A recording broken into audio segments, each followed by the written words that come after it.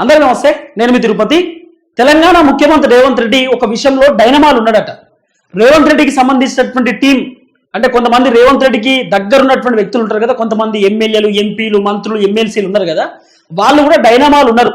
ఎందుకంటే కాంగ్రెస్ పార్టీకి సంబంధించినటువంటి ఒక కీలక నేత, సీనియర్ లీడర్, ఒక మంత్రికి ఢిల్లీ నుండి హైకమాండ్ ఒక లేఖ రాసినారు. అంటే రాహుల్ గాంధీ ఒక లెటర్ పంపించేటటువంటి ప్రయత్నం చేసింది. ఆ లెటర్ ఎవరికి వచ్చింది, అసలు ఈ డైనమా ఏందనేది బ్రీఫ్ గా మనం మాట్లాడుకుంటే, రవాణా శాఖ మంత్రి పొన్నం ప్రభాకర్ కి రాహుల్ గాంధీ ఒక లేఖ పంపిండు. పొన్నం ప్రభాకర్ రాహుల్ గాంధీకి ఒక లేఖ రాసేటటువంటి ప్రయత్నం చేసినట్టు, ఆయన ఏం లేఖ రాసిండో అది సెకండరీ, కానీ రాహుల్ గాంధీ మాత్రం పొన్నం ప్రభాకర్ కి ఒక లేఖ పంపించిండు. ఆ లేఖలో చాలా క్లియర్ కట్ ఏముందంటే, పొన్నం ప్రభాకర్ గారు, ఈ లేఖ మీకు చేరుతుందని అనుకుంటున్నా, మీ దగ్గరకు వచ్చింది అనుకుంటున్నా, మీరు ఏదైతే మహిళలకు సంబంధించినటువంటి ఉచిత ప్రయాణం ఏదైతుందో అది అద్భుతంగా నడుస్తున్నది, అలాగే మీకు సంబంధించినటువంటి 6 గ్యారెంటీలు కూడా బాగానే మీరు ఇంప్లిమెంట్ చేస్తున్నారు, అవి ఇంప్లిమెంట్ చేయాలి అని చెప్తూ, అలాగే కులగణనకు సంబంధించినటువంటి వ్యవహారంలో కూడా మీరు చాలా అద్భుతంగా వ్యవహరించారు, చాలా సక్సెస్ఫుల్ గా మీరు కంటిన్యూ చేసినారు, చాలా అద్భుతము, మీ పర్ఫార్మెన్స్ చాలా బాగుందని చెప్పి పొన్నం ప్రభాకర్ ని రాహుల్ గాంధీ పొగడేటటువంటి కార్యక్రమం చేసింది. ఆ లేఖ కూడా అవసరం అనుకుంటే స్క్రీన్ పైన నేను పెట్టేటటువంటి ప్రయత్నం చేస్తే అది ఒకసారి చూడొచ్చు మీరు. సో ఇదే లేఖను రాహుల్ గాంధీ పొన్నం ప్రభాకర్ కి పంపించింది విత్ రాహుల్ గాంధీకి సంబంధించినటువంటి సిగ్నేచర్. అయితే ఇక్కడ పెద్ద చర్చ ఏంటంటే, పొన్నం ప్రభాకర్ కి రాహుల్ గాంధీ లేఖ పంపడానికి గల కారణం ఏంది? మరి చాలా మంది మంత్రులు ఉన్నారు కదా, కొండా సురేఖ ఉన్నది, సీతక్క ఉన్నారు, పొంగులేటి శ్రీనివాస్ రెడ్డి ఉన్నారు, ఐటీ శాఖ మంత్రి శ్రీధర్ బాబు ఉన్నారు, తర్వాత తుమ్మల నాగేశ్వరరావు గారు ఉన్నారు, జూపల్లి కృష్ణారావు గారు ఉన్నారు. ఇట్లా మాట్లాడుకుంటూ పోతే చాలా మంది మంత్రులు, ఉత్తమ్ కుమార్ రెడ్డి, బట్టి విక్రమార్క, వీళ్ళందరూ మంత్రులే కదా. దాదాపు 12 మంది మంత్రులలో ముఖ్యమంత్రి రేవంత్ రెడ్డిని పక్కన పెడితే 11 మంది మంత్రులు ఉన్నారు. ఈ 11 మంది మంత్రులలో ఓన్లీ పొన్నం ప్రభాకర్ గురించే చాలా గ్రేట్ గా, గొప్పగా, పొన్నం ప్రభాకర్ మీరు చేస్తున్నటువంటి కార్యక్రమం బాగుంది, అలాగే 6 గ్యారెంటీలు కూడా మీరు సక్సెస్ఫుల్ గా నెరవేరుస్తున్నారు, నెరవేర్చాలి అని చెప్పడం, ఇవన్నీ సంకేతాలు చూస్తే ఎందుకో తేడా కొట్టింది కాంగ్రెస్ లో ఉన్నటువంటి కొంతమంది నేతలకు. ఎందుకంటే దాదాపు 10 మంది మంత్రులు ఉన్నారు కదా, ఈ 10 మంది మంత్రులకు సంబంధించినటువంటి ఏదైతే శాఖలు ఉన్నాయో ఒక్కొక్క శాఖ ఉన్నది కదా, మరి ఈ శాఖల గురించి ఎందుకు రాహుల్ గాంధీ పొగుడతలేడు? ఓన్లీ పొన్నం ప్రభాకర్ నే రాహుల్ గాంధీ పొగడాల్సినటువంటి అవసరం ఎందుకు వచ్చింది? ఇప్పుడు 1 ఇయర్ పాలన పూర్తయిపోయింది కదా. డిసెంబర్ 9వ తారీఖు 2023 నాడు అనముల రేవంత్ నేను తెలంగాణ రాష్ట్రానికి ముఖ్యమంత్రిగా ప్రమాణం చేస్తున్నా అని చెప్పిండు. ఇక మంత్రులు కూడా మేము మా శాఖలకు మంత్రులుగా ప్రమాణం చేస్తున్నాం అని చెప్పినారు.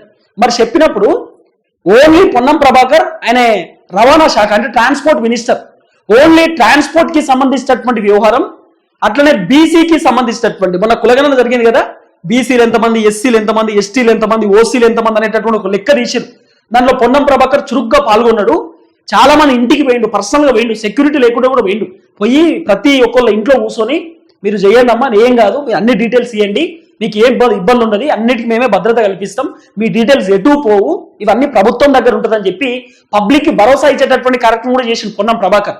అయితే ఇప్పుడు వస్తున్నటువంటి డౌట్ ఏంటంటే, తెలంగాణ ప్రజలకు కూడా ఓన్లీ పొన్నం ప్రభాకర్ కి సంబంధించినటువంటి ట్రాన్స్పోర్ట్ గురించి రాహుల్ గాంధీ లేఖ రాసిందంటే, మిగతా ఉన్నటువంటి ఏదైతే 6 గ్యారెంటీలలో చాలా అంశాలు ఉన్నాయి కదా, అంటే ఓన్లీ మహిళలకు సంబంధించినటువంటి ఉచిత ప్రయాణమే సక్సెస్ అయింది తెలంగాణ అంతన్నట్టే కదా.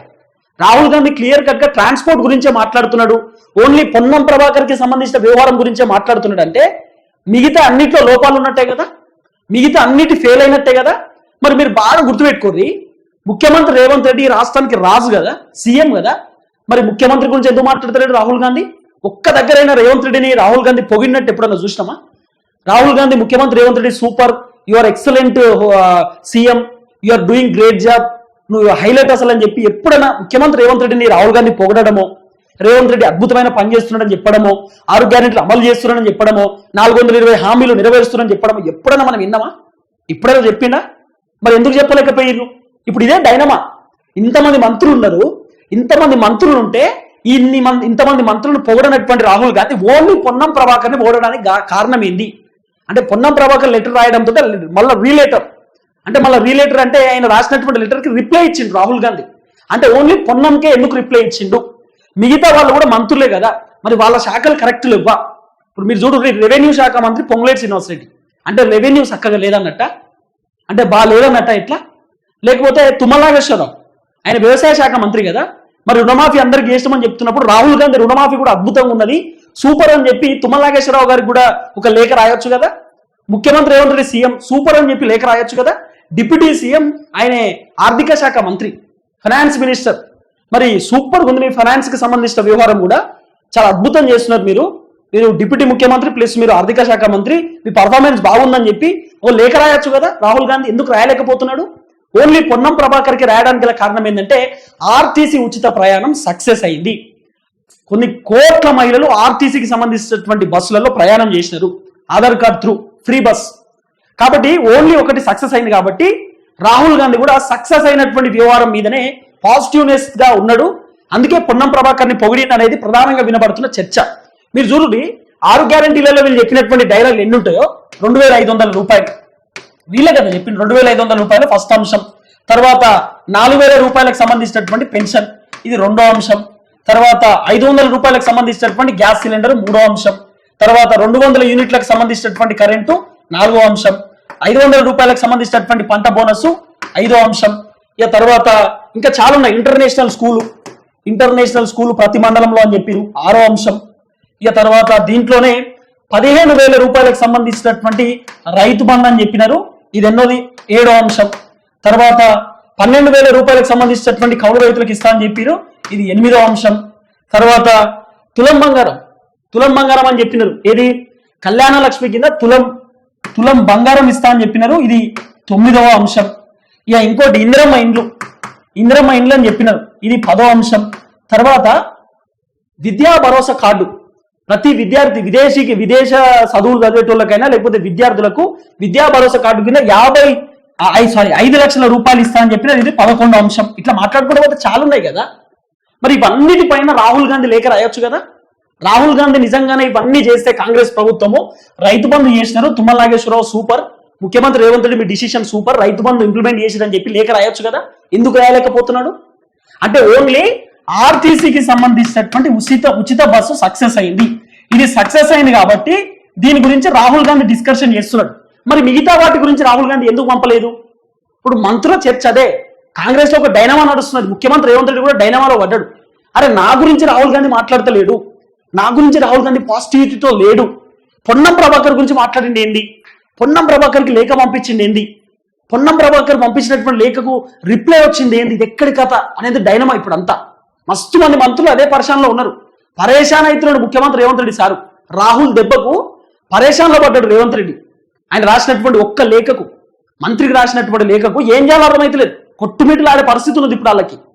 ఎందుకంటే ఆర్టీసీ బస్సు సక్సెస్ 100% సక్సెస్ అయిపోయింది. ఇప్పుడు మహిళలు వరంగల్ నుండి చార్మినార్ చూడబుద్ది అయింది అనుకో, పొద్దుగాల మబ్బులు 6 గంటలకు ఎక్కుతుర్రు బస్సు, ఓ బ్యాచ్ ఉంటుంది, ఓ 10 మంది బ్యాచ్ ఉంటారు. ఇక మా అమ్మ వాళ్ళు వీళ్ళు స్వర్ణగిరికి రావాలంటే కూడా ఎక్కుతుర్రు, ఇక్కడ దిగుతుర్రు, చూస్తుర్రు, మళ్ళీ భువనగిరి కాడ బస్సు ఎక్కుతురు, ఇంటికి పోతురు. అంటే వాళ్ళకి ఒక ఫ్రీడమ్ ఏర్పడ్డది. ఇప్పుడు చాలా కొన్ని సందర్భాలలో మనం డబ్బులు పెట్టుకొని బస్సు ఎక్కని పోవాలి, జర్నీ చేయాలంటే చాలా బాధ అనిపిస్తుంటుండే. ఇప్పుడు కుటుంబంలో మహిళలకు, మన కుటుంబంలో మహిళలకు ఉచిత ప్రయాణం అంటే మనకు భరోసా అన్నట్టే కదా. ఇప్పుడు మన ఫ్యామిలీ అంతా ఎటైనా పోయినాం అనుకో, ఒక ఆడబిడ్డ మన ఇంట్లో మన తల్లి ఇద్దరు ఉన్నప్పుడు, మన చెల్లె మన తల్లి ఉన్నప్పుడు వాళ్ళకి ఫ్రీ కదా. కిందికి దిగిన తర్వాత టిఫిన్ తినడమో, లంచ్ చేయడమో, లేకపోతే ఇంకోటి చేయొచ్చు. ఉచిత ప్రయాణం అద్భుతం, దాంట్లో నోమో. చాలా మంది మహిళలు కూడా ఉచిత ప్రయాణం బాగుంది అంటున్నారు. ఉచిత ప్రయాణంతో పాటు 2500 రూపాయలు ఇస్తే ఇంకా బాగుంటుంది కదా అనేది ఆలోచన.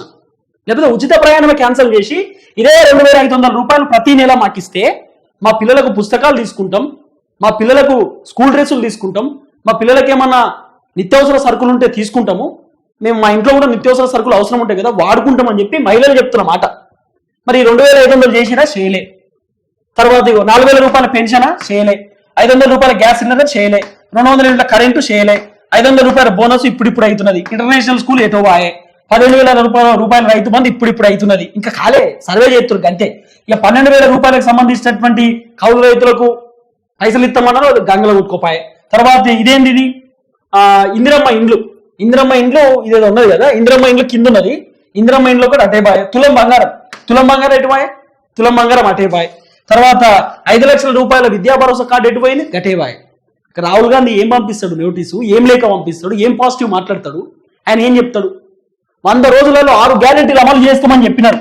ఆఖరికి ముఖ్యమంత్రి రేవంత్ రెడ్డి ఏం చెప్పిండు, ఖాళీ సంచికాల కొట్లాటే, ఈడ ఏం లేదు, భూగోళ్ళు ఎత్తుకోపోయిర్రు, బకెట్లే ఉన్నాయి, ప్లాస్టిక్ బకెట్లు, లంకె బిందెలు ఉన్నాయి అనుకున్నాం, ఖాళీ కుండలు పెట్టిపోయిండు, భగవాన్లు ఎత్తుకోపోయిండు కేసీఆర్ అని డైలాగులు కొట్టిండు. ఒక్క సంవత్సరం కూడా కాదు, డిసెంబర్ నుండి నవంబర్ వరకు ముఖ్యమంత్రి రేవంత్ రెడ్డి చేసినటువంటి అప్పు 1,26,000 కోట్ల రూపాయలు అప్పు చేసింది.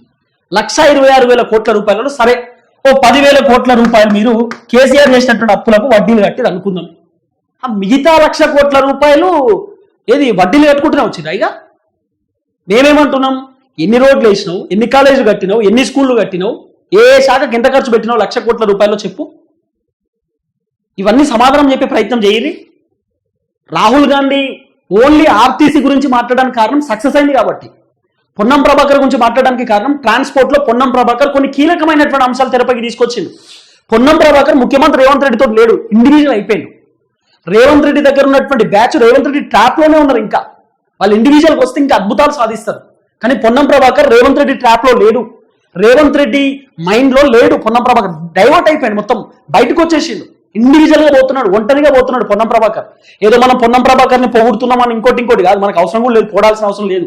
నేను చెప్తున్నది ఏంటంటే ఆయన బీసీకి సంబంధించినటువంటి కులగణన విషయంలో పొన్నం ప్రభాకర్ సక్సెస్ అయిండు, ఆర్టీసీకి సంబంధించినటువంటి వ్యవహారంలో పొన్నం ప్రభాకర్ సక్సెస్ అయిండు. కాబట్టి పొన్నం ప్రభాకర్ లేఖ రాయడంతో ఇమీడియట్లీ రిప్లై వచ్చింది. చూసిరా, ఇప్పుడు మనం ఏదైనా హైకమాండ్ కో లేకపోతే వేరేటోళ్ళకి మనం నోటీస్ రాస్తే, ఏదైనా లేఖ రాస్తే రాహుల్ గాంధీ మన ఖాళీగా ఉంటాడా? మస్తు పనులు ఉంటాయి. అన్ని రాష్ట్రాలకు ఆయనే బాస్ కదా, మరి ఆయన అన్ని వ్యవహారాలు చూసుకోవాలి కదా, అన్ని రాష్ట్రాలకు సంబంధించిన వ్యవహారాలు చూసుకోవాలి కదా, రాబోతున్న ఎలక్షన్స్ చూసుకోవాలి, రాబోతున్నటువంటి జరగబోయేటటువంటి కీలకమైనటువంటి పరిణామాలన్నీ రాహుల్ గాంధీ చూసుకుంటాడు కదా. మరి పొన్నం ప్రభాకర్ లేఖ రాయడంతో 2 రోజులలోనే లేఖ మళ్ళీ పొన్నం ప్రభాకర్కి చేరిందంటే అక్కడనే మీకు అర్థమైపోతుంది కథ అంతా. అక్కడనే పొన్నం ప్రభాకర్కు అధిష్టానం ఇస్తున్నటువంటి గౌరవం ఎంత, పొన్నం ప్రభాకర్కి అధిష్టానం ఇస్తున్నటువంటి వాల్యూ ఎంతో మీకు అర్థమవుతుంది. మరి ముఖ్యమంత్రి రేవంత్ రెడ్డి ఢిల్లీకి పోతే రేవంత్ రెడ్డిని కలిసే పరిస్థితే లేదు. మొన్న ఏదో వాళ్ళ ఫ్యామిలీ వాళ్ళు ఏదో జైపూర్ పోయేదట, జైపూర్ ఏటో ఫంక్షన్ పోతే రాహుల్ గాంధీని కలుద్దామని చెప్పి ముఖ్యమంత్రి రేవంత్ రెడ్డి పోతే రాహుల్ గాంధీ లేనే లేదు, రాహుల్ గాంధీ ఎటో వెళ్ళిపోయింది. ఆఖరికి ముఖ్యమంత్రి రేవంత్ రెడ్డి తెలంగాణకు వచ్చినాక రాహుల్ గాంధీ ఆడికి వచ్చిండు ఢిల్లీకి. అంటే రేవంత్ రెడ్డి కలవడం రాహుల్కి ఇష్టం లేదు అనేది కూడా వినబడుతున్నది చర్చ. ముఖ్యమంత్రి రేవంత్ రెడ్డి పర్ఫార్మెన్స్ బాగాలేదు, రేవంత్ రెడ్డి ఒంటెత్తి పోకడ, ఎవరిని కలుపుకుండా ముందుకు పోవడం, ఇష్టానుసారంగా వ్యవహరించడం, చెప్తే పట్టించుకోకపోవడం, ఏదైనా సజెషన్స్ ఇస్తే ఆయన పెద్ద డేకపోవడం, ఇవన్నీ కూడా నడుస్తున్నాయట.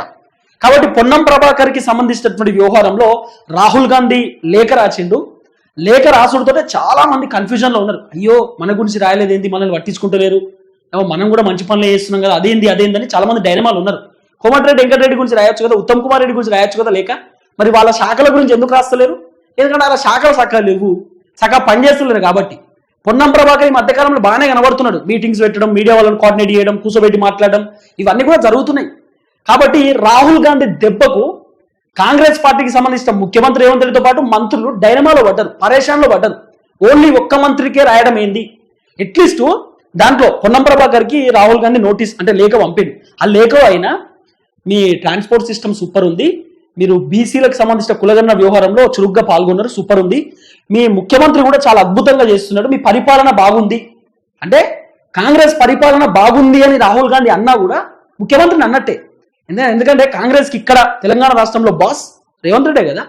అప్పుడు కాంగ్రెస్ పరిపాలన కూడా సూపర్, లేకపోతే ఇవాళ అడ్మినిస్ట్రేషన్స్ ఆల్సో వెరీ గుడ్ అని ఒక్క మాట చెప్తే రేవంత్ రెడ్డి కూడా దాంట్లో కలుస్తుండే. కానీ ఆ మాట రాలే.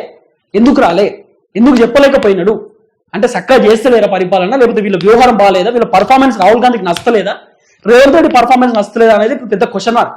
ఇప్పుడు రేవంత్ రెడ్డి తెలంగాణకు ముఖ్యమంత్రి కదా, రాహుల్ గాంధీ తెలుసుకుంటే రేవంత్ రెడ్డి గురించి రోజుకో లేక పంపొచ్చు, రోజుకో లెటర్. ఏదన్నా రాహుల్ గాంధీకి ఏడ పని లేదా, రోజుకి ఎట్లా పంపిస్తారంటే మరి ముఖ్యమంత్రి కదా రేవంత్ రెడ్డి, తెలంగాణ రాష్ట్రంలో కాంగ్రెస్ అధికారంలో ఉంది కదా, 100 సంవత్సరాల పెద్ద పార్టీ కదా, జాతీయ పార్టీ కదా, మరి ఆ పార్టీకి పంపించాలి కదా లేక, నేను పంపలేకపోయారు. ఇక్కడనే మనకు ఒక క్వశ్చన్ మార్క్ కనబడుతున్నది. అంటే ముఖ్యమంత్రి రేవంత్ రెడ్డి పర్ఫార్మెన్స్ రాహుల్ గాంధీకి నచ్చట్లేదా అనేదే వినబడుతున్న చర్చ. సో చూద్దాం ఏం జరగబోతుందో. మొత్తానికి చాలా మంది మంత్రులు డైనమాలు ఉన్నారు, మాకెందుకు ప్రశంసలు వస్తలేవు, మాకెందుకు రాహుల్ గాంధీ పొగుడుతలేడు, మమ్మల్ని ఎందుకు రాహుల్ గాంధీ మెచ్చుకుంటలేడు అనేటటువంటి ఒక కోణాలు కూడా వినబడుతున్నాయి. చూడాలి మరి ఏం జరగబోతుందని.